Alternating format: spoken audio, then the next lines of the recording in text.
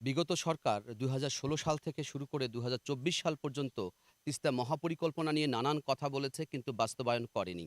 ভারত বাংলাদেশের মধ্যে প্রবাহিত অন্যতম একটি অভিন্ন নদী তিস্তা। শুষ্ক মৌসুমে পানি ভাগাভাগি নিয়ে দুদেশের মধ্যে চুক্তি চূড়ান্ত হলেও পশ্চিমবঙ্গ সরকারের বিরোধিতায় সেটি গত এক দশকেও আলোর মুখ দেখেনি।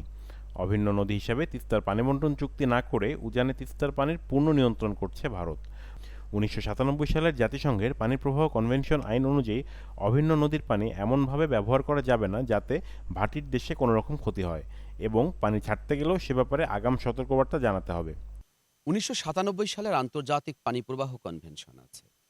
সেই কনভেনশন অনুযায়ী উজানের দেশ, যে কোনো পৃথিবীর উজানের দেশ যদি কোনো প্রকল্প গ্রহণ করে, ড্যাম দেয়, ব্যারেজ করে বা অন্য যে কোনো প্রকল্প হাতে নেয় সেটা ভাটির দেশকে জানাতে হয়। ভূ রাজনীতির ক্ষেত্রে ভারতের কর্তৃত্ববাদী স্বার্থ আর বিগত হাসিনা সরকারের অতি ভারতপ্রীতির কারণে আলোর মুখ দেখেনি পানি বণ্টন চুক্তি ও তিস্তা মহাপরিকল্পনা।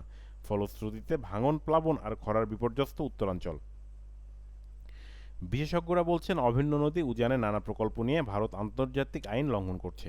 সমীক্ষা অনুযায়ী অন্তর্বর্তীকালীন সরকারকেই তিস্তা মহাপরিকল্পনা বাস্তবায়নের তাগিদ দিচ্ছেন বিশেষজ্ঞরা।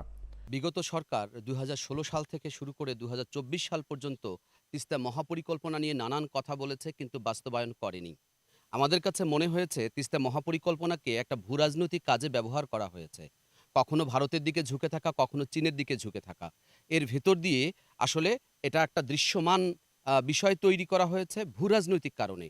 এটার সঙ্গে যে একটা জনজীবনের সম্পর্ক, এটার সঙ্গে যে কোটি মানুষের সম্পর্ক, এটাকে গুরুত্ব দিয়ে আসলে তিস্তা মহাপরিকল্পনা বাস্তবায়ন করবার যে তাগিদ থাকা দরকার, সেটি করা হয়নি।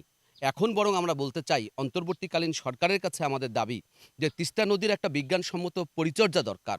সেই পরিচর্যার জন্য কোন পদক্ষেপ গ্রহণ করলে পরে তিস্তা নদী বাঁচবে, নদীর দুই পাড়ের কৃষি বাঁচবে, কৃষক বাঁচবে, বাংলাদেশের কৃষি অর্থনীতি বাঁচবে।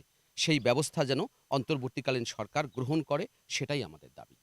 তিস্তা বাঁচাও নদী বাঁচাও সংগ্রাম পরিষদে আমার দাবি যে আমাদের চাপ নয়, আপনারা মানুষের জানে এটা একটা গণদাবি, মানুষের দাবি, বাংলাদেশের জিডিপি দাবি, খাদ্য নিরাপত্তার দাবি, মানবিক দাবি, সব দিক থেকে বিবেচনা করে আমাদের চাপের অপেক্ষা না থেকে আপনারা সেইভাবে দেখবেন, এটা আমাদের প্রত্যাশা।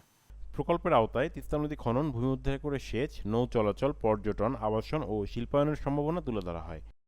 এই প্রকল্প বাস্তবায়ন হলে একদিকে যেমন তিস্তাপাড়ের মানুষের প্রত্যাশা পূরণ হবে, তেমনি কর্মসংস্থানও হবে প্রায় ৭ থেকে ১০ লাখ মানুষের। Mahbubur Rahman, RCTV news, Rangpur.